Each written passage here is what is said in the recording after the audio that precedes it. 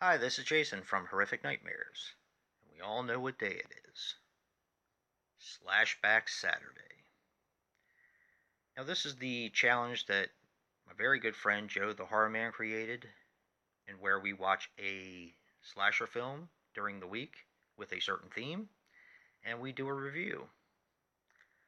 I've been having so much fun with this, and a lot of the real fun is trying to pick a slasher film that maybe not so many people know about.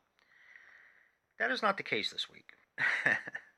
Now, our theme was exploitation, or basically, kind of how he put it, something off of the video nasties list, or something that's really over the top in gore. And I'll be honest, my first thought was to do a different slasher film, but I settled on doing one of my favorites. The film in which I speak is A Bay of Blood, one of the grandfathers of the slasher film. Now, Bay of Blood is a 1971 film, which of course has a lot of meaning because I was born in 71, and runs approximately 84 minutes, and was written and directed by the late great Mario Bava. Now, Mario Bava unfortunately passed away on April 27th, 1980, at the age of 65. But he was responsible for a slew of fantastic films. Some of which are Shock, which really doesn't get talked about, I don't think, nearly enough. It's quite a good film. Baron Blood, Kill Baby Kill, Blood and Black Lace, Black Sabbath, and Black Sunday.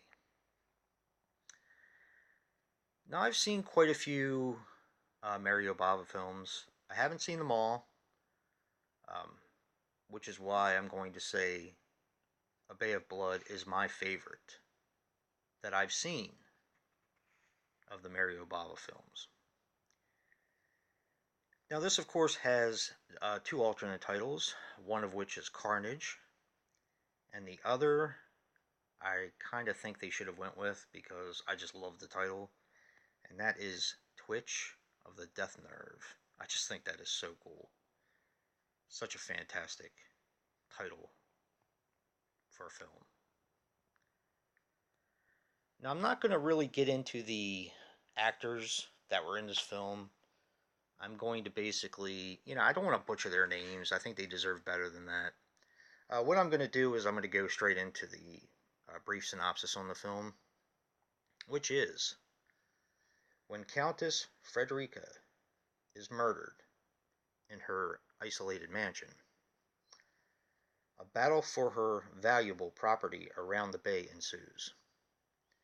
Everyone from real estate agents, very shady ones, to illegitimate children all want the property and are willing to do anything to get it. That's kind of where we have our mystery. It is a whodunit, but it has basically all of the early slasher tropes, from the POV of the killer, um, gut-wrenching gore.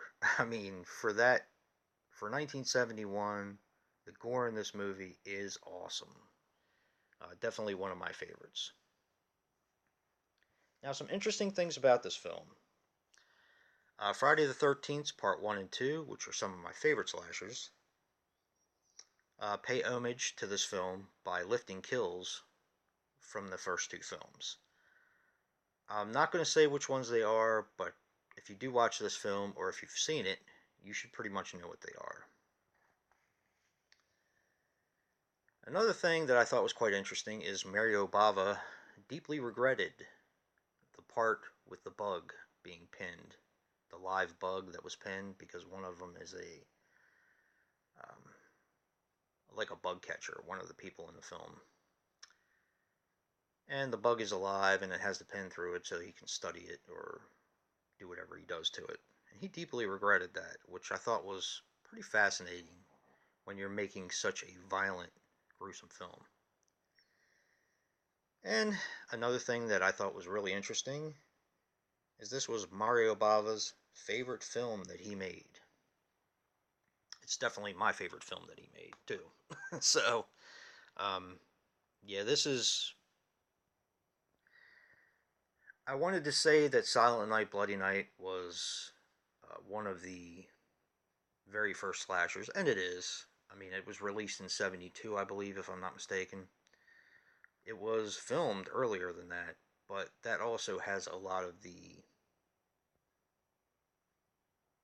essence of what we consider to be normal slasher protocol. Like I was saying, the POV shots, seeing the weapon in the shadows at times, and it's just, stuff like that I think helped develop slasher films. Of course, my favorite and what I consider to be the one of the Godfathers is 1974's Black Christmas, but this film plays very much like an 80s slasher, just set in the 70s. So, but if you haven't seen this film, definitely check this one out. If you're a slasher fan, you're going to love it and appreciate it so much. If you're not a slasher fan, it is still a pretty darn good mystery with a lot of fun and gore and interesting characters. Acting is okay. I mean, it's not anything to write home about, but it definitely doesn't take you out of it. At least it didn't take me out of it. So, but this is really highly recommended. Um, Mario Bava's Bay of Blood. Can't go wrong with that. And if you like what you see and hear, hit that like button and subscribe. And until next time, peace.